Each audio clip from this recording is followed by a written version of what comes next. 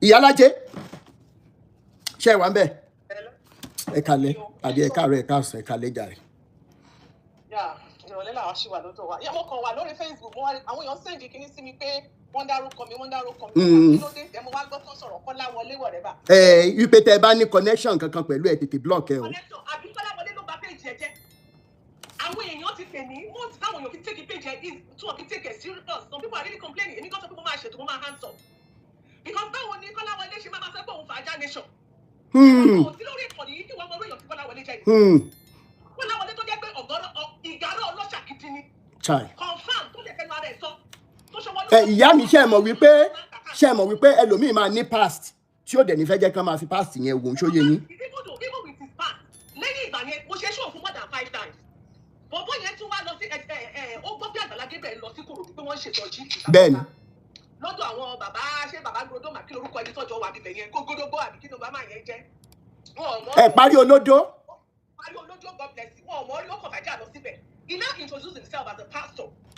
So pé kíní kan ó lọ Àgbàlá Gabriel mọ́ ìyẹn ò tiẹ̀ bá sẹ́ni ó lọ mú àwọn tó wà bẹ́ẹ̀ mọ́lẹ̀ kíní kan àwọn tó wà bẹ́ẹ̀ wọ́n sọ pé àgbàkẹ́ sí pé pastor ní nǹkan kan pé ó wá lóun tiẹ̀ fẹ́ jẹ́rìí nǹkan tó rò bí ni pé wọ́n máa fowó ṣe bí kò máa give testimony ìta gbangba wọ́n máa fi àpá pín ìgbọ́n ó wá lóun fẹ́ give testimony ló ṣàṣọ pé òun jalè ó ṣe gbogbo ó bì ní pé wọ́n lè bá ọ̀ṣọ́pá wọ́n ṣe ìsọjí ìta gbangba lérè kúkú stage yẹn bẹ́ẹ̀ni wọ́n máa gbé microphone fún kó máa sọ̀rọ̀ pé ó lè gọ́rọ̀ ọlọ́ṣà ó ti pa kinní kan ó ti ṣe gbá ó lẹ́wọ̀n ó ṣe gbá ó ṣe gbogbo ẹ̀ ìyẹn wà lẹ̀ so ìgbà tó bá mú ẹni yẹn mọ́lẹ̀ ẹni yẹn pàṣẹ wá ní òkè bóyá kó máa ṣe Sunday school teacher ṣé Sunday school teacher máa ń gbowó ni. No. Ó ní láti ṣí owó oṣù bíi mélòó kan sí Àgbàlá ó lágbàlá jẹun lówó fẹ́ kò síbi tí òrojọ́ dé this is the person tó tún lọ bá wọn pásọ wọn mo ti dárúkọ pásọ yẹn bílẹ̀ kan ó lọ bá máa yẹn ó ní ó lọ rojọ́ fún dáhùn máa kò lè ṣe ìwádìí kò lè ṣe bẹ́ẹ̀ wọ́n jáde fún pásọ yẹn like everything because I don't bloody care yes bóyá tẹ̀ lórí ìdògbà kí ló kọ́ máa kọ́ báyìí wọ́n pásọ kọ́ báyìí tó pèrè ní pásọ kọ́ báyìí tó náà máa ń sọ̀rọ̀ báyìí òun náà wá lọ ṣàpapín wọ́n máa gbowó ìgbà tó yá tó náà ti máa mú wọn náà pásọ bẹ́ẹ̀ni owó tí wọ́n tún wá ná wípé kó kó fún Kolawole bẹ́ẹ̀ni wọ́n tún wá kówó jẹ ìpè mi ló kàn. Ẹnìkan sọ sálẹ̀ pé ìpè mi ló kàn. Ìpè mi ló kàn wọ́n wá kó wọ́n dá owó fún ìpè mi ló kàn ìpè mi ló kàn wá kówó fún un pé bọ̀bọ̀ yìí tún jáde síta wọ́n sọ pé òun gbé àwọn kan wọ́n sọ pé àwọn ti fún ìpè mi ló kàn ní 10,000 kan wọ́n làwọn fún ní owó kan wípé ó tún wá fi gbèsè ìpè mi ló kàn lórí afẹ́fẹ́ ẹni tó help ẹ kó tẹ̀ ṣe pé Ọlọ́run ló tú wọn ká nǹkan tó pa wọ́n pọ̀ ló tú wọn ká alátẹnujẹ làwọn méjèèjì ìgbà táwọn èèyàn wá padà pè mí tí mo wá ṣe show tí mo pè é kí n tó ṣí ẹ̀ show yẹn mo pè é kí n tó dá sí I called you courtroom làwa tí ọ̀rọ̀ bá rojú lórí ìkànnì tá a wáyé àwa máa jáde a máa sọ̀rọ̀ and I have to do my investigation tó bá ṣe gbé ọ̀rọ̀ wọ̀ kó má ṣe gbé ọ̀rọ̀ wá lórí social media ìkọ́ làwa ṣe ń gbà ní courtroom àwa máa tọ́ pínpín títí wá ṣọ́rọ̀ kẹ́yìn ìgbé wá ṣòótọ́ ni torí gbogbo ọ̀rọ̀ lórí social media you believe anything you see on social media you're on your own don't believe anything on social media. Ìgbà tí mo dẹ̀ fẹ́ bẹ̀rẹ̀ iṣẹ́ kí ló wọ́n gbẹ́jẹ̀ wá sí courtroom mo dẹ̀ dájọ́ mo ní nǹkan tó ṣẹlẹ̀ pé èmi ò ní bá màmá yìí sọ̀rọ̀ I'm not going to see anything about this woman I'm not going to support her until tí mi bá rí ojú ẹ̀ tó bá show èmi ò gbọ́ voice note pé wọ́n màmá kan sunkún I don't want that. Then the second day or the third day you posted the video tí màmá yẹn ti jáde tí gbogbo wa rí ojú ẹ̀. Bẹ́ẹ̀ni mo rántí. No èmi ò bloody care. Ibùdó gan ìsinmi tí Àgbàlá Gabriel gan tún ṣe tí mo rí gbókù díẹ̀ káàtó wọ́n jáde síta mo tún sọ tí wọ́n pé no má gbé yẹn wá àwọn èèyàn sọ pé Iyalaje ṣe ọkùnrin sọ báyìí Àgbàlá Gabriel èmi ò sì jí irọ́ o yóò rẹ̀ kí n sẹ́yìn ìtakọ̀ tí bá support ẹ lónìí tó bá lọ́dà tó bá ṣe nǹkan tí ò dá máa jáde máa kó fún ẹ o kọ́ mi náà I'm in United States of America èló ni mo fẹ́ ná. Bẹ́ẹ̀ni èló ni mo fẹ́ ná. Bẹ́ẹ̀ni. èyí tí mo bá dẹ̀ máa fún yàn ní $1 million tí mo fún yàn ní $2 million lórí show mi tí mo fún yàn kéde èló ni wọ́n fẹ́ fún mi Nàìjíríà tó máa sọ pé mi kí má lè sòtọ̀rọ̀ bóyá bá ń fún mi lówó gan tó bá ń fún mi ní kó mú dání I don't care. òótọ́ di sísọ bẹ́ẹ̀ni. Bẹ́ẹ̀ni. Ìgbà tí mo dẹ̀ ṣe show àwọn èèyàn sọ pé àwọn Iyalaje ti dá sí people started coming with investigation and I called you mo ní show tún kí ní tó ṣe yìí mo ní bí báyìí mo ní ìyá yẹn ò gé gbàjáde tó ó ní kí n sọ ní voice tó mo dẹ̀ send voice tó ṣe pé ẹ má àwọn tó lọ ṣe interview yẹn kó má tọ̀rọ̀ bọ màmá ìlẹ́nu. Bẹ́ẹ̀ni. Màmá kí ló ṣẹlẹ̀ bèrè question kí màmá dáhùn I study mass communication mo dẹ̀ fi practice more than 30 years I'm a broadcaster bèrè question kí màmá dáhùn ẹ má máa fi answer sí in between ó dẹ̀ ní àkódẹ̀ kí mi dáadáa ó ní òkè kí n ṣàlàyé sí voice tó kó lè send ẹ̀ sí wọn kọ́ padà wọ́n dẹ̀ lọ bèrè mo dẹ̀ sọ fún ẹ pé mo ti download show ẹ o mo fẹ́ post ẹ o mo dẹ̀ máa fún lágbájá ó dẹ̀ wà glaring kò sẹ́ni tó máa bímọ tí ò ní rí ọmọ ẹ̀ tí ò ní pariwo síta. For years. Ọlọ́run wọ́n jẹ́ ká tọmọ nù àwa ń gbé oyún ẹni tó bá rú oyún bí èèyàn bá rí ọmọ gan lẹ́gbẹ̀ẹ́ títì kó tó tọ́ kó tó dàgbà kọ́ àwa obìnrin á bí ọmọ tó bá rú oyún tó fi ọmú ẹ̀ tó fún ọmọ ní ọyàn tó sùn tó owó tó fi tọ́ ọmọ tó mọ fi tó bá yẹn tó bá jáde tó bá pẹ́ kó tó wọlé owó tó fi ọmọ pariwo fún wa ó jẹran ni. Jésù tó sọ fún wa nínú Bíbélì wọ́n ní àgùntàn 100 ni. tí kan ta ló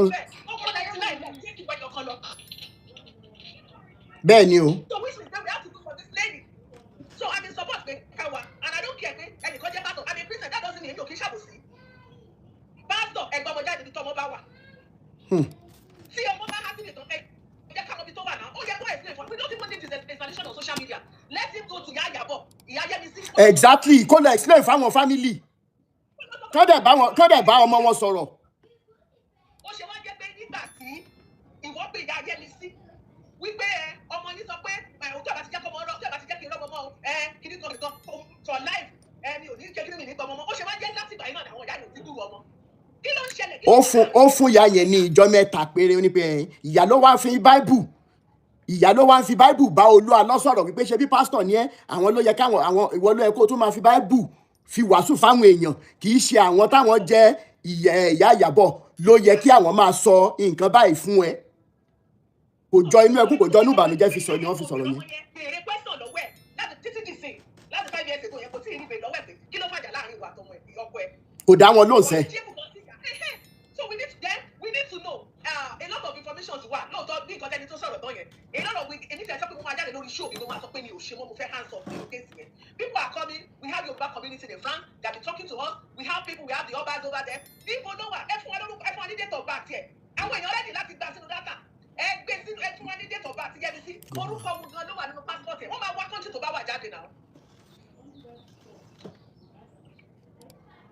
So nǹkan tẹ́ni wà fúdàdé ṣé ní bọ̀bọ̀ yẹn gangan tó ọ̀bá dísọ̀nẹ̀ lórí iṣu ẹ̀ tó ní bọ̀bọ̀ yẹn ní gan fẹ́ kúrò lórí ni ò bẹ́ẹ̀ ṣe mọ́ because àwọn èèyàn pè mí wọ́n ní òun support bọ̀bọ̀ Kolawole yẹn ó ń wọṣọ fàájá báwo ni ìkọ́rọ̀ ọlọ́ṣà ṣe máa wọṣọ fàájá. ẹ mọ̀ nǹkan tó ṣẹlẹ̀ ìyá mi ṣé ẹ rí ọ̀rọ̀ aláṣọ dé ṣé ẹ mọ̀ wípé à ń ta aṣọ fáwọn èèyàn pé ẹ jẹ́ ká mọ̀ fi ṣe kí náà ń pè kí awareness o pé báyìí wọ́n ti pásọ̀ báyìí so he wanted to buy wọ́n á ní pé no pé since tó pé owó pọ̀ lọ́wọ́ ẹ pé máa fún lọ́fẹ̀ẹ́ ni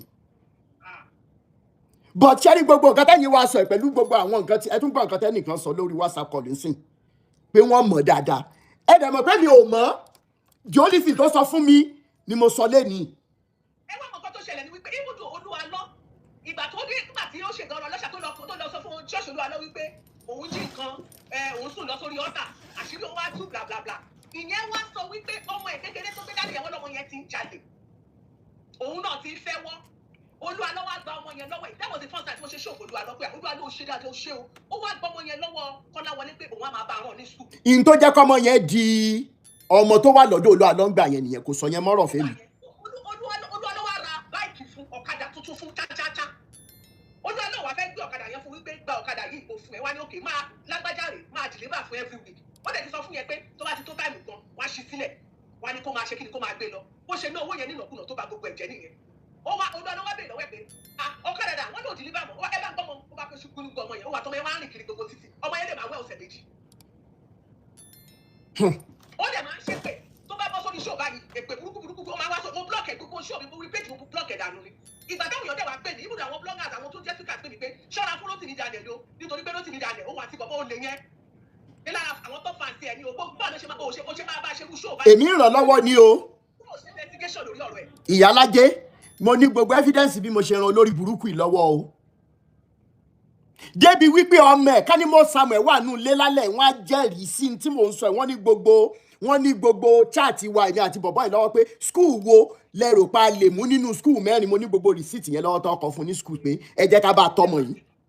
ọmọ wò ṣe wọ́n gbowó POS lọ́wọ́ ẹgbàgbọ́ yìí ká tún dáwọ́ fún ní bẹ́ẹ̀jì ẹ̀ wọ́n ní wọ́n máa ra POS fún wọ́n máa gba ṣé àtọ̀mùrẹ́là fún wípé kó máa fi ṣiṣẹ́ owó jà gbogbo tó fún oúnjẹ Àgbàlá Gabriel fún lówó nígbà yẹn wọ́n ní pé wọ́n nígbà tó lọ dọ̀bálẹ̀ o gbogbo ẹ̀ náà wà ní pé ó wà tó ń bí ọdún tó ń parọ́ mọ́ ni tó ń jọ̀bálẹ̀ tó ń bí Àgbàlá Gabriel ìyẹn padà ní tó fún lówó ẹni tó wá rán fún wá sọ fún pé èlé náà fi ránṣẹ́ owó tó ń kọ́ nìyẹn Alaimore ṣerú yẹn. tó kọ́ pé ìmọ̀ pé òun mọ̀ nípa bàbá yàrá mi mọ̀ o ni mo ti ṣe open disclaimer mo dẹ̀ ṣe máa ṣe video disclaimer báyìí pé ibi tí wọ́n bá ti rí aṣọ yẹn lọ́rùn èmi kọ́ ló rà ní o mi ìmọ̀ rí mi ìran níṣẹ́ kankan o mo gbọ́dọ̀ ṣe disclaimer video léni. Because àwọn a lot of people are calling me wọ́n sọ pé Iyalaje you know you do investigation very well. Pé kí n tó bá mú kí Rotimi máa support Kolawole pẹ̀lú gbogbo àwọn ìwà burúkú tó wù yẹn. Pé which is the page Rotimi. Ìyá mi, inú mi dùn pé most of àwọn tó ń wò wá lẹ́ni wọ́n mọ ọjọ́ tó kọ́kọ́ wá. A day after ọjọ́ tó kọ́kọ́ bá mi sọ̀rọ̀ tó rí nọ́mbà mi tó bá mi sọ̀rọ̀ la ṣe live video tó wá sọ̀rọ̀ Olu Alo. So mi ìmọ̀ rí bì kankan, mi ìránṣẹ́ kankan. Ó kàn lẹ́bi tó Olu Alo yẹn wọlé sí yín lára ni o. Tọ́. Ó ti máa ṣe wáyé sí, ó sì tún máa ṣe ṣó fún ẹ o. Ní eléyìí táṣìírí ẹ̀ ti tú. Bẹ́ẹ̀ ni mo sọ bó ṣe ṣe nìyẹn. Ẹ bèrè lọ́wọ́ owó tó gbà lọ́dọ̀ ẹ̀pàgbọ́n yín ní kádà tí wọ́n ń dá fún ní platform ẹ̀pàgbọ́n yín kádà. Mo sọ pé ẹ̀pàgbọ́n yín kádà mo pè lọ́jọ́ kìkádà mo ní ẹ̀pàgbọ́n yín kádà ẹ̀ ń gbá géèmù ni o. Fúrákàlẹ̀ fún ọ̀rọ̀ ẹ̀yìn ọ̀rọ̀ Kolawole ṣe o. Tí ó yẹ kẹ́ ẹ dáhùn fún ní gbogbo ẹ̀ wọ́n náà fẹ́ ṣàánú ẹ̀ ní kó tiẹ̀ ní POS kó máa fi jẹ́ wọ́n lóòlù kọ́sọ́ fún òun tó fẹ́ nìyẹn. Ẹ bèrè POS dà. Gbogbo owó tó fún kó máa fi ṣe business POS dà. Always coming to social media láti wá bá bẹ̀. Láti wá tọrọ owó. Ó ní pásítọ̀ Àgbàlá Gabriel ló pé òun kì í ṣe Child. fẹ́ máa gba owó oṣù. So just be careful with the guy. Ẹ ṣé. I don't have anything to do with it. Ẹ ṣé. Block Iyalaje. Ẹ ṣé. Ẹ ṣé. Orúkọ wa ò ní bàjẹ́. Thank you so much. Ẹ ṣé. Ẹ ṣé ìyá mi. Thank you so much. Bẹ́ẹ̀ni, a máa ṣe disclaimer video. Bẹ́ẹ̀ni, máa ṣe mi délé tí máa ti parí live video. Mi ò ní wá yín tí ẹ ṣé ìyá mi. Thank you so much. Yeah. Yeah. Inú mi dùn pé àsìkò yìí 2025 yìí Ọlọ́run ń ṣe kánmọ́kánmọ́ ni pé káṣírí àwọn ẹni bímọ bò. Ọláolúwa Abímbọ́lá Dàda náà dẹ̀ honourable ṣẹ̀wà ń bẹ̀ rárá. Ọláṣẹ́ni no. Triple D spiritual no. Yẹ́misí ṣẹ̀wà ń bẹ̀ rárá. Ìbítọ́pẹ́ ṣẹ̀wà ń bẹ̀ network ti já. Ìbítọ́pẹ́ mo ń bọ̀. Comfort ṣẹ̀wà ń bẹ̀ rárá. Glamour T no. Prophet Túndé no. Okay, Glamour T ó yá ẹ bá wa sọ̀rọ̀. Ó yẹ bá wa sọ̀rọ̀ sà. Yes sir. Ṣé rí ọ̀rọ̀ ọ̀gbẹ́ni tí ó ń sọ Kolawole tèmi tọ́pẹ́ yẹn? Bẹ́ẹ̀ni. Ẹ kọ́kọ́ ṣe disclaimer tó lágbára. Tó lágbára bẹ́ẹ̀ni. That is number one. Bẹ́ẹ̀ni. Number two, ṣé rí anybody tó bá ti wá bá yín tó ti ń fi orúkọ Jésù wọlé. Jésù náà dẹ̀ ti wọ̀nù yín o. Ó ní láàárín àwọn ènìyàn òun ẹni bí àwọn ènìyàn bí wà. Anybody tó bá ti gbé story òun ní ìdíwọ́ òun ṣe kíní kan fún Jésù òun ṣe kíní kan fún ẹ ti bọ̀ bí scammer lélẹ̀. I'm a businessman. Ìwọ táwọn abá ti ń sọ̀rọ̀ business tó bá ti ń fi religion tó ti ń fi mọ́ business fún mi ìgbà ìgbọ́nà. So ara bí tẹ́ ti máa mọ àwọn tẹ́ máa bá dín nìyẹn. Then any other person ẹ make sure pé ṣe findings yìí ẹ máa dúpẹ́ lọ́wọ́ náà pé bọ̀bọ̀ yìí tètè fojú wọn. Ó tètè fojú wọn. Àti wá gbé àwọn àṣírí kan àwọn iṣẹ́ kan lé lọ́wọ́ tó máa dojú gbogbo ọ̀rọ̀ tá a ti ń bá pọ̀ tó máa dojú ẹ̀ bò. Kí lè bá ṣe àbámọ̀. So ẹ bá jẹ́ ẹni tó bá fẹ́ ṣiṣẹ́ pẹ̀lú yín kó jẹ́ ẹni tó lórúkọ tó ń gan rẹ́dì láti protect orúkọ ara ẹ̀. Tó mọ̀ pé igbá àbàjẹ́ kò gbúdọ̀ fọ́mù lọ́wọ́. Mo wọ́. Bẹ̀ẹ̀ àwọn tí wọ́n lórúkọ tó ń lo church láti máa jẹun kiri yẹn ẹ sá fún wọn. Adúpẹ́ pé kò tí ì ju ilé ìlọ. Bẹ́ẹ̀ni. Ìgbà tí Júdásì máa ta Jésù èló náà fún ṣó tiẹ̀ lè náwó ọ̀hún tó fi lọ pokùnso. Tẹ́lẹ̀ náà fi máa kú sẹ́nu mọ́tò owó ọ̀gán kò ní lè wó. Àṣẹ Èdùmàrè. Àṣẹ Èdùmàrè. Torí ó ti pe ogun sínú ayé ara ìbáyìí. Bẹ́ẹ̀ni. Now ọ̀rọ̀ Olu Alo àti ìyàwó ẹ̀. Bẹ́ẹ̀ni. Ẹ má jà relent. A lè relent sà. Ẹ má jà relent àtọ̀. Because obìnrin yẹn gbúdọ̀ jáde a gbúdọ̀ mọ̀ bí tó. Bẹ́ẹ̀ni a lè relent sà. Àwọn olórí burúkú máa ń ṣàǹfààní àwọn ẹrú ṣọ́ọ̀ṣì ẹrú pásítọ̀ táwọn náà tá ń pera wọn lábíyamọ táwọn ní jèrè ọmọ wọn tá máa sọ pé kí lẹ́gbẹ́ mọ́lẹ̀ ibi tí ìyàwó ẹ̀ wà fún. Wá ìtẹ̀ ṣe ń béèrè ìyàwó ẹ̀ ibi tó bá wù ló lè fi ìyàwó ẹ̀ sí ilé àṣẹlẹ̀ sírandiran. Àmì o. Wọ́n á bí mọ́lẹ̀ wọn ní rojú jẹun ọmọ. Àṣẹ Èdùmàrè. Ó ń yà mí lẹ́nu pé rúbọ̀bọ̀ yẹn tún lè lọ ra káàdì lórí fóònù ìyá arúgbó yẹn. 5,000 naira. Ẹ sọ fún màmá yẹn kọ́ máa grant interview ní orúkọ yín fún anybody. Tẹ́ ẹ bá fẹ́ interview wọn ẹ máa ti pè wọ́n ahead. Tẹ́ni ẹ bá dé láti kó pe ẹni tó ràn wá kó ṣe fídíò kẹ́tọ́ tó bá sọ̀rọ̀. There must be confirmation because a lot of people fẹ́ fi ìyá yẹn pawó ni. Wọ́n fẹ́ fi pọ́n pawó ni bẹ́ẹ̀ ni. Wọ́n á ní látọ̀dọ̀ Rotimi ní àwọn fàájà 2 àwọn fàájà 3 oríṣiríṣi náà máa gbé kalẹ̀. So ẹ bá mi sọ fún ìyá yẹn àti ẹ̀gbọ́n. Máa wá bí mo ṣe máa reach ìyá yẹn kí wọ́n àti ẹnìkíní àtẹnìkejì tó lọ síbẹ̀ pé kí wọ́n má dá wọn lóhùn mọ́ àtẹnìkíní àtẹnìkejì bẹ́ẹ̀ ni. Káàdé ń sọ ìgbà tí tá à ń sọ̀rọ̀ ìtajere ọ̀rọ̀ ìgbà sí mọ́ lórí ṣé kò lè rán yànfẹ́ kan lọ yanjú àwọn ara bí ni because nígbà tẹ́lẹ̀ rí bá ti tẹ́ tẹ́lẹ̀ rí ò bá sí mọ́ kí ló bí ẹ fẹ́ máa jà fún. So of course ó lè ṣẹlẹ̀ kò sí nǹkan tí ò lè ṣẹlẹ̀ bẹ́ẹ̀ ni kọ́nà túbọ̀ bá wa lọ́rọ̀ àyà yẹn because ìyá yẹn ni number one evidence bẹ́ẹ̀ ni òun ló ní ọ̀rọ̀ òun ló lè sọ nǹkan tó ń ṣẹlẹ̀. bẹ́ẹ̀ ni. So if there is a way that they provide the security for yẹn there should be.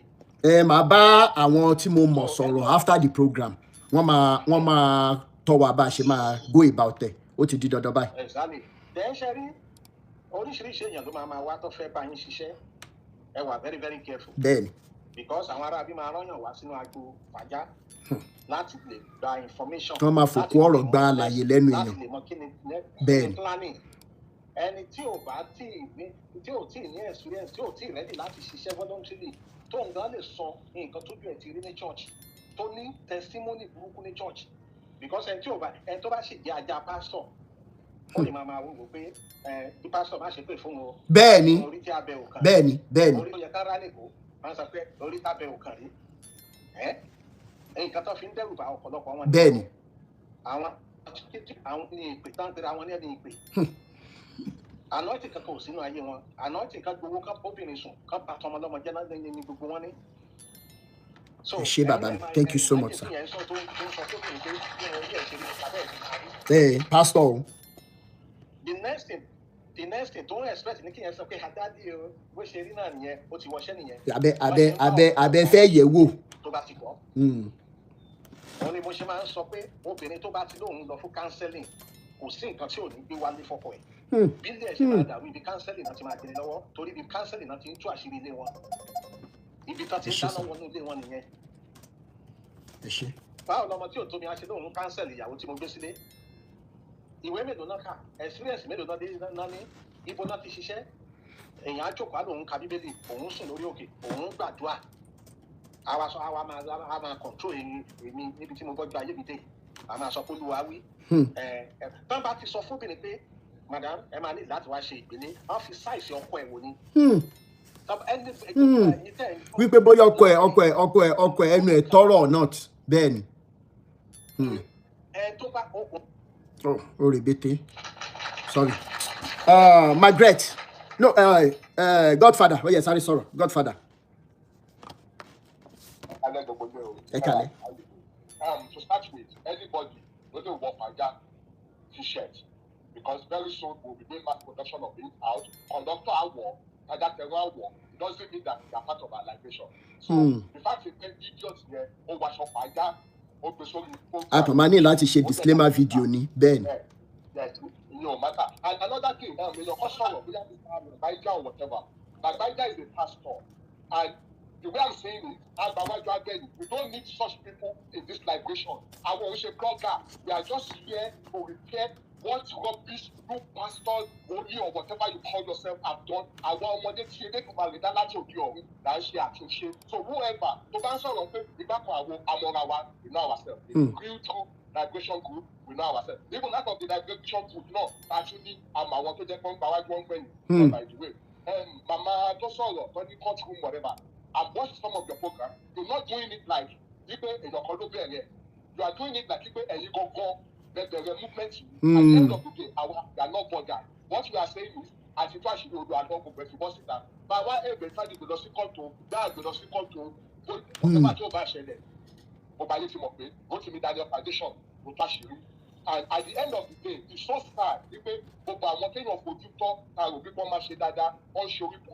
Actually, think I built you, but like I told you, so by shame for my Yahweh, we need the next 3 years. And my better should have never understand you. Me, Kukuni Waniti. Me, Waniti. Thank you so much for that wonderful contribution. Margaret, Shewambe. Margaret Morolake. Any láti on mute. Margaret. Pàápàá. A ti ń gbọ́ yín mà. Ẹ káalẹ́ o, ẹ kú ètò. Yes. Ẹ kú iṣẹ́. Ọlọ́run á máa fún yín ṣe. Mi ò kí ń dá sẹ́jọ́ ṣùgbọ́n ó rà pé ó ti tó state tí a máa ní láti máa sọ̀rọ̀ ńsìn. Ọ̀rọ̀ méjì péré ni mo fẹ́ sọ. alákọ̀ọ́kọ́ ṣẹ́rí gbogbo àwọn tẹ́ máa gbà wọlé especially àwọn tó ń gbé Nàìjíríà ẹ láti wà careful pẹ̀lú wọn. bẹ́ẹ̀ni. gbogbo wọn bá ṣe wà yẹn bó jọmọ ìyá yín gan wọn lóòótọ́ they lie they can lie they don't care bí pé kán pa èèyàn aráàlú òyìnbó ló ṣe máa ń ṣe wọn. irọ́ ti pọ̀ jù mi ò mọ̀dẹ̀ mọ why àtọmọ ìyá àti èyí tí ò ṣe ọmọ ìyá àtàládùúgbò irọ́ ayérayé ni gbogbo wọn máa ń pa ẹ máa wà careful pẹ̀lú wọn. ṣẹ́rí secondly tẹ́ bá fẹ́ bá àwọn màmá yẹn sọ̀rọ̀ ẹ ní láti send anybody lọ síbẹ̀. It's a civilized world la wà nísìnyí. Fóònù yín ṣiṣẹ́ náà. You can call the mama on video or call the sister. Mo fẹ́ bá màmá sọ̀rọ̀ ẹ lọ sọ́dọ̀ màmá. Ẹ bá wọn sọ̀rọ̀ direct. Ẹ má ràn àwọn èèyàn lọ́mọ because wọn lóòótọ́ nílùú yẹn. Nǹkan tó ń pa ayé ìlú yẹn nìyẹn. Tó fi ń dàbẹ̀ ni pé ìlú yẹn kò lọ síwájú. Kí ló dé? Kí ló wà nú ayé yìí? Tá a bá sòótọ́ àákú. Let alone ẹ̀yin tẹ́ ń parọ́. Dandandandan ni everybody máa lọ everybody ló ní ọjọ́ àti lọ ẹ̀ but irọ́ ti pọ̀ jù nílùú yẹn they are not truthful they just want to continue to destroy àtàwọn pásítọ̀ àti èyí tí ò ṣe pásítọ̀ wọn kàn máa parọ́ ni kí ló dé kí ló wà nù ayé òfò ní gbogbo ẹ̀ tó jẹ́ pé ọjọ́ tí a bá jẹ́ ìpè Ọlọ́run aṣọ tá a wọ̀ lọ́jọ́ yẹn wọ́n á bọ́ lára wa wọ́n á sọnù èyí tí a kò fi ọwọ́ wa rà tí a kò fi ojú wa rí òun ni òun náà máa wọ̀ fún wa kí ló wá dé tá a wá múlé ayé tá a múlé kókókókó báyìí.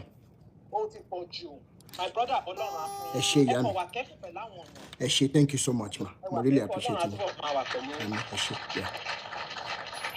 ṣé kì í ṣe gbogbo ọmọ Nàìjíríà tó wà Nàìjíríà ló nírọ́ as a matter of fact you still see some very notable Nigerians so pé téèyàn bá lóore ọ̀fẹ́ láti bá wọn dá nǹkan pọ̀ èèyàn tó máa pé aṣọ àpẹni yìí sọmọ Nàìjíríà ní ṣá kì í ṣẹ̀bi àwọn tó ń sọ náà torí ibi tá a bára wa dé náà ni Ọlọ́run á dẹ̀ ràn lọ́wọ́ ẹnjìníà ẹ bá mi gbóhùn sókè sà. ẹ kálẹ́ sà. gbogbo nǹkan tí àwọn tó sọ síwájú yẹn sọ that is the best thing for you to do. iye ká lè ja ìjà yìí ní àjàyege. ẹ bá ti notice anybody whosoever that person is ẹ ṣe fídíò disclaimer abẹ gbé síbẹ̀ kí gbogbo ọmọ pé yẹsẹ̀ ní ibi lélẹ̀ ní stage àwa yìí kò sí pé à ń bu anybody. ẹ bu anybody bẹ́ẹ̀ ni. then secondly nípa ti ọ̀rọ̀ Ìyá Ìjẹ̀ṣà bóyá ẹ máa sọ pé tó bá ní fóònù bóyá a máa ra fóònù fún wọn ni ẹ máa bá wọn sọ̀rọ̀ direct ẹ ṣe fídíò pẹ̀lú wọn direct. ṣé ẹ gẹ́gẹ́ kan tí mo sọ yẹn. ó yé mi. ẹ bá rán èèyàn lọ this country we are very very very corrupt from the head to the toe. mi ò lè parọ́ fún èmi ó kèé sí èmi náà tí mo rán ọmọ iṣẹ́ mi iṣẹ́ because I'm Nigerian the building and construction mo rán ọmọ iṣẹ́ mi iṣẹ́ pé kó lọ sọ àwọn tó wà ní site ó gbowó lọ́wọ́ mi o gbà tó débẹ̀ ó sọ fún pé ó tún gbowó lọ́wọ́ wọn pé ìkan tó ń rí tó wà fẹ́ kó òun sọ fún engineer báyìí ni. hello. hello. bọ̀bọ̀ Kolawole yẹn ó ń wọṣọ ọ̀fà ajá báwo ni ìkọ́rọ̀ ọdẹ ṣàṣẹ máa wọṣọ ọ̀fà ajá. ẹ mọ̀ nǹkan tó ṣẹlẹ̀ ìyá mi ṣe rí ọ̀rọ̀ aláṣọ dé ṣe mọ̀ wípé à ń jọ Fọlá ṣe wà bẹ́ẹ̀ Fọlá without picture ṣe wà bẹ́ẹ̀. Ọlọ́run agbágbára lọ́wọ́ Ọlọ́run tiẹ̀ ní fún ṣe ó tó àṣírí ẹ̀ tẹ̀ ṣe tú ìyọ́ Ọlọ́run ní fún ṣe ìyẹn náà tún kọ́. torí ẹni dára ẹ̀ ò yá láti gbọ́ ìpolówó àgbà tó wá rí kán wá tọ́jú ẹni ẹlẹ́ni tó wà òkè tó ti rí àánú gbà lọ́tún lọ́sì ó wá ṣẹ̀ṣẹ̀ wá wá òun náà ó fẹ́ wá tọ́jú àwọn òbejì ẹ̀ tó máa yẹn bó ṣe ń ṣe fún wọn náà ẹ̀ kiri káàkiri yẹn wọ́n mọ̀ ní Kòròdú bẹ́ẹ̀ ni mo wó òun àtàgbàlá Gabriel náà issue wọn náà the same thing tó bá yẹ pé ẹ máa ń wà lórí Facebook ẹ̀ tí ẹ̀ ní fún láyè rárá níbi tó le dé wọ́n máa ń sá fún ni ní Kòròdú níbi tán ti lé ó níbi tó ń gbé ní Kòròdú tẹ́lẹ̀ náà ní àdúgbò yẹn kan tó ṣe ń bẹ̀ bó ṣe máa fẹ́nu fọ. nǹkan tẹ́mi kan máa sọ ní wípé Ìyá Ìjẹ̀ṣà ń sìn yìí Ọlọ́run á máa fàbọ̀ ẹ̀ torí tí máa yẹn ti mọ̀ bẹ́ẹ̀ ń sìn ó léwu torí kò sí nǹkan tí ò lè dá lára bóyá ẹ̀dẹ̀ máa ní slogan kan bóyá tó bá yẹ pé yín lẹ rányàn látọ̀dọ̀ yín ẹ máa fa àwọn Ìyá Ìjẹ̀ṣà àti ẹ̀gbọ́n wọn yẹn gbà bá ti rányàn wá nǹkan báyìí náà máa kọ́kọ́ sọ ṣe ń bẹ̀ bó ṣe máa fẹ́nu fọ.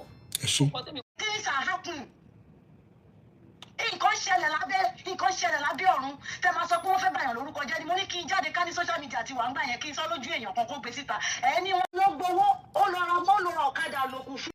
fúnmà yẹn ó ní àrùn ọpọlọ so ó wá ní àwọn tó máa rescue àwọn èèyàn máa yẹn 1000 consent náà ń pè máa yẹn àwọn tó bá mọ máa yẹn àmọ́ nǹkan tí mo sọ ìyá ìbejì náà ń pè máa yẹn ìbejì ló bíbọ̀ tó ní àrùn ọpọlọ so wọ́n wá tọ́jú wúmà tí mò ń sọ yìí wọ́n ṣàtọ́jú àwọn èèyàn ló dáwó fún wọ́n gbé wúmà yìí wọ́n lọ tọ́jú ẹ̀ wọ́n ṣàrẹ́ sí wúmà yìí wọ́n gba wọ́n ṣí ṣọ́ọ̀bù fún kí ni máa yí rí pé wọ́n ṣí ṣọ́ọ̀bù fún wúmà yìí sí bó ṣe lọ bá àwọn tó ń ṣe tán ní program yẹn ni pé kàn jọ òun fẹ́ wá fẹ́ wúmà yẹn ní ṣùlọ́kà àwọn yẹn ọlọ́run ní kí máa yẹn gbé sí live lọ́jọ́ yẹn pé ẹjọ́ mo wà ní ọ́fíìsì mi lẹ́ni yìí dé o ó lóun fẹ́ wá fẹ́ ìyá ìbejì ẹjọ́ gbogbo ọmọ aráyé òun ò fẹ́ wàhálà torí ẹni dára ẹ̀ ò yá láti jọ ìpolówó àgbà tó wá rí kán wá tọ́jú ẹni ẹlẹ́ni tó wà òkè tó ti rí àánú gbà lọ́tún lọ́sì ó wá ṣẹ̀ṣẹ̀ wá wá òun ò fẹ́ wá tọ́jú àwọn òbejì ẹ̀ tó máa yẹn bó ṣe ń ṣe fún wọn náà ẹ̀ kiri káàkiri ni wọ́n mọ̀ ní Kòròdú bẹ́ẹ̀ ni mo wó òun àtàgbàlá Gabriel náà issue wọn náà the same thing tó bá yẹ pé ẹ máa ń wà lórí Facebook ẹ̀ tí ẹ̀ ní fún láyè rárá níbi tó le dé wọ́n máa ń sá fún ni ní Kòròdú níbi tán ti lé ó níbi tó ń gbé ní Kòròdú tẹ́lẹ̀ náà ní àsìkò ìkan tó ṣe ń bẹ̀ bó ṣe máa fẹ́nu fọ. nǹkan tẹ́mi kan máa sọ ní wípé ìyá Ìjẹ̀ṣà ń sìn yìí Ọlọ́run á máa fàbọ̀ ẹ̀ torí tí máa yẹn ti mọ̀ bẹ́ẹ̀ ń sìn ó léwu torí kò sí nǹkan tí ò lè dá lára bóyá ẹ̀dẹ̀ máa ní slogan kan bóyá tó bá yẹ pé yín lẹ rányàn látọ̀dọ̀ yín ẹ máa fa àwọn Ìyá Ìjẹ̀ṣà àti ẹ̀gbọ́n wọn yẹn gbà bá ti rányàn wá kan báyìí náà máa kọ́kọ́ sọ ẹ̀ ti mọ̀ pé látọ̀dọ̀ mi ni ó ti yé mi ẹ ṣe kò nídìí kí n wà kẹ́fù mọ́ Ọlọ́run ti fojú aṣebi hàn ẹ ṣe ìyá mi thank you ẹ ṣe àmì ẹ ṣe ẹ jẹ́ kí n sáré pé Làgbáyé Jáṣẹ́ ti hello ma. ẹ kú ṣe sà. yes ma. àdàfún ojú òní tí yín. àmì. torí tèmi Kọ́láwọlé tèmi Tọ́pẹ́ Ìbíjọlá Paul. bẹ́ẹ̀ni. Ògúnlákayé ló máa pa ẹ́ tìrantìran. àṣẹ Ìdùmarè òun náà ń gbọ́. 10,000 naira mi tí mo fún ẹ lórí ṣó ìpè mi ló kàn lọ́dún tó kọjá. Ògúnlákayé máa fẹ̀jẹ̀ wẹ̀. àṣẹ ìṣẹ́yìn náà fún lówó ni. I gave him 10,000 naira last year. nígbà tó gbé sítórì ẹ̀ wá. Tèmítọ́pẹ́ Kọ́láwọlé Paul tí orí páyé ẹ ti bàjẹ́ agbé yẹn ló máa ṣe tó fi máa wọlẹ̀ tó ò ní nísìnyí níjọ́ tó bá wọlẹ̀. alálẹ̀ sọ pé tí ò ní dá láyé ó máa parẹ́ tìrantìran. àṣẹ Ìdùmarè. Kọ́láwọlé Paul àdàbí tó bá jẹ́ olówó mi ṣe ṣe owó yẹn ìgbà míì máa dúró 8 hours máa fi máa dáná ní kitchen. ẹ lè máa jìn. I gave you 10,000 naira ó máa pọ́nkú ni. àṣẹ. àtòkòròkò tó ẹ̀wọ̀n ní fún ẹ. àṣẹ Ìdùmarè ibẹ̀ ló sì máa padà sí. ó torí 70 pound 70 pound ó ta nǹkan tó ti torí kúrò lẹ́kọ̀ọ́ lọ. ìyá mi kò tiẹ̀ ro ẹkún tẹ bá ráwọn fídíò Ìyá Ìjẹ̀ṣà tó ṣì wà lọ́wọ́ níbi tí ìyá yẹn ti ń sunkún ṣó yẹ kí irú Kọ́láwọlé olórí burúkú ìṣerú nǹkan bẹ́ẹ̀ yẹn. ọkàn yìí ló sọ wípé ìwọ kan ló sọ wípé Olú Alo gbowó pé aṣọ òkìrìkà ló rà fún ọmọ ẹ. fọmọ.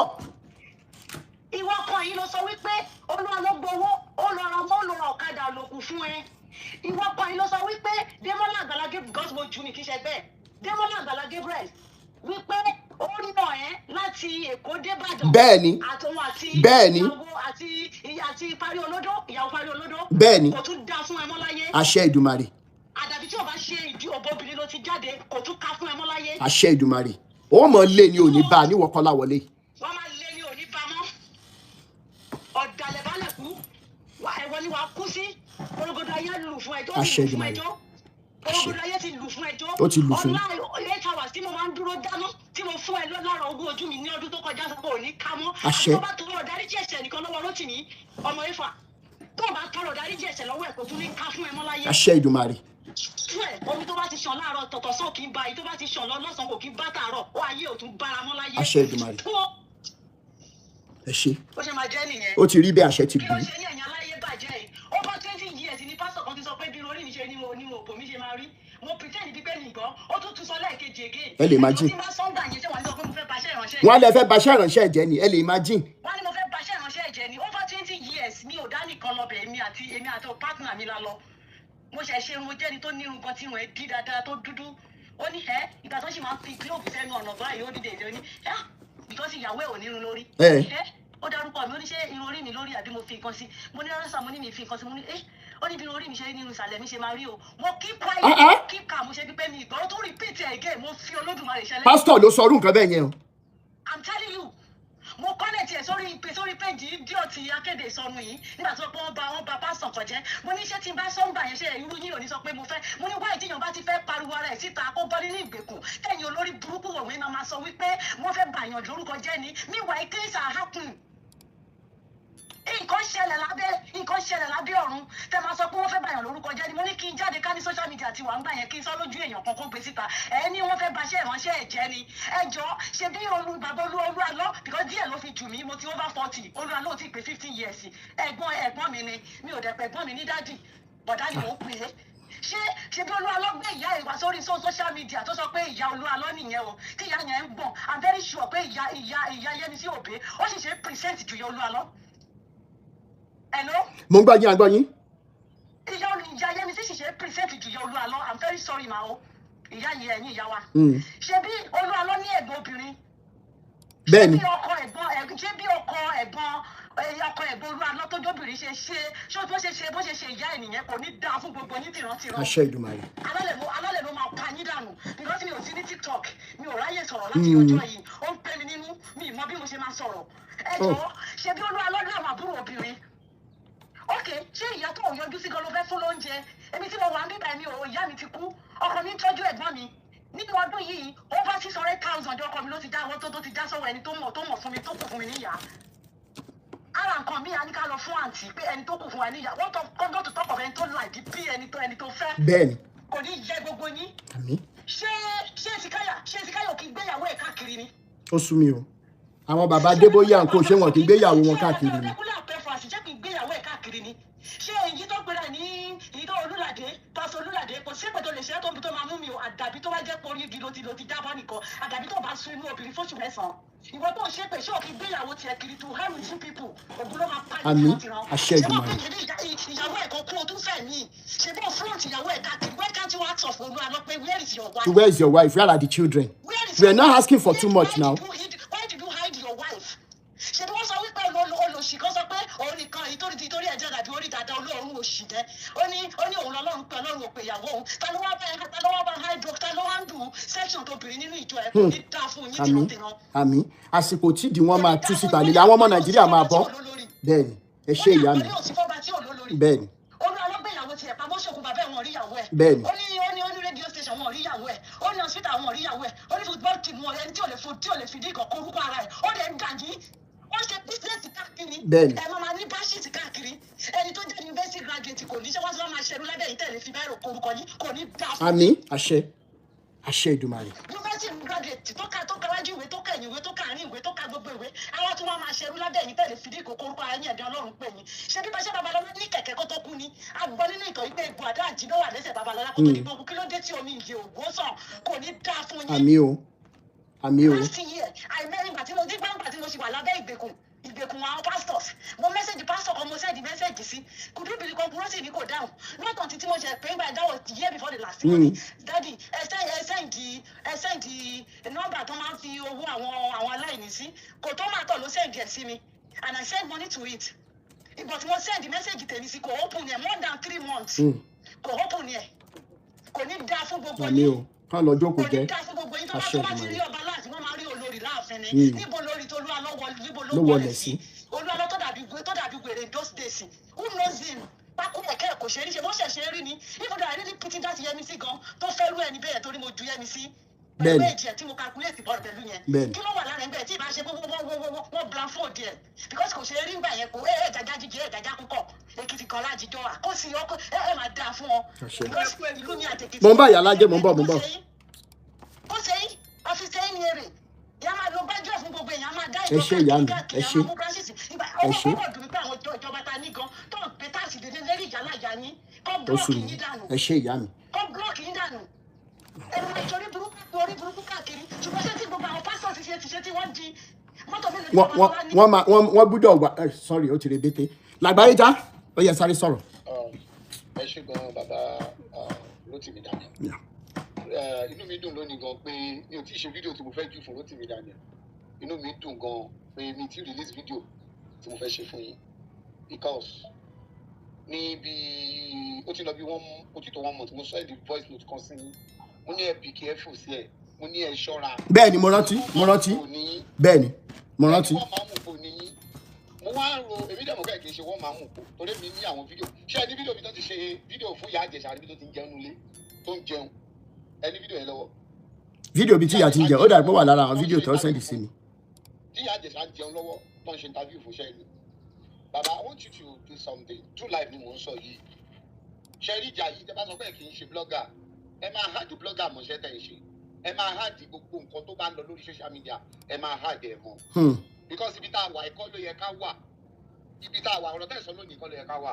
Àmọ́ sọ kọ́kọ́ lórí show mi Olu Alo Àti iṣẹ́ yóò ṣe rubbish iṣẹ́ tẹ̀ ṣe ẹ tó bá fẹ́ rubbish ẹ̀ Rotimi náà ní òṣìṣẹ́ oṣù báyìí it's a big lie you are doing a great job but a ní àwọn èèyàn tó fẹ́ bá yín sọ̀rọ̀ people want to talk to you. Mo dẹ̀ mọ reason why tí mo fi sọ pé people want to talk to you and I send you a voice note pé ẹnìkan wò wá I send you voice note tí ó jẹ́ pé a gbọ́dọ̀ take one for granted but ẹ̀rù bà àwọn èèyàn láti wá bá yín sọ̀rọ̀ kẹ́ má play voice note àwọn síta kẹ́ má sọ̀rọ̀ àwọn síta you need to take it easy mo sọ gbogbo ayé gbọ́ báyìí ó láwọn nǹkan tó wà lọ́wọ́ tèmi ṣé mọ̀ pé tí àbúrò ẹ̀gbọ́n kí ló pẹ̀ bá ń gbọ́ báyìí wọ́n send number sí mi mo send voice note sí but I don't know how to do it because you are there and mo bèrè lọ́wọ́ yìí before kí n tó lọ ṣe lead tí wọ́n tí mo ṣe should I move on any yes mo fi ṣe díẹ̀ àṣírí wà lọ́wọ́ àwẹ̀ tó máa mú wa move fast sá. Kí wọ́n ṣe bàbá kí wọ́n ṣe ẹnìkan ẹ mọ̀ pé ọ̀rọ̀ kìíní ṣe rí ọ̀rọ̀ n tá à ń ṣe yìí lágbàáyé já ṣe mọ̀ pé motive oníkálukú ọ̀tọ̀ọ̀tọ̀ inú dẹ̀ jìn gan. Ó jìn gan that's why I'm telling you. Inú jìn gan. Èmi mọ̀ nǹkan tí mò ń sọ ọmọbìnrin àbúrò tó máa bá yín sọ̀rọ̀ tó bá mi sọ̀rọ̀ yẹn mo ṣí ẹ̀ ọdún tó ń dùn mí pé báwo ló ti mi dànù wá ní bọ̀dá mi ẹ move on ẹ má wọrí ẹ dákẹ́ má sọ̀rọ̀ lórí ẹ̀ and I keep quiet mo ṣàbẹ̀kẹ́ gbà pé àwọn èèyàn kan wà we have information lọ́wọ́ nǹkan tó fẹ́ kẹ́ gbà nìyẹn ó yẹ ká kọjá àbíta wàísà ẹ gbà bẹ́ẹ̀ Ọlọ́run á fún yín ní more wisdom and knowledge. ẹ ṣé bàbá mi God bless you minister ẹ ṣé. Ẹ jẹ́ yín tẹ́ wà lókè tán bá ti ń sọ̀rọ̀ lọ́wọ́ ẹ máa mute ẹjọ́ nítorí Ọlọ́run ẹjọ́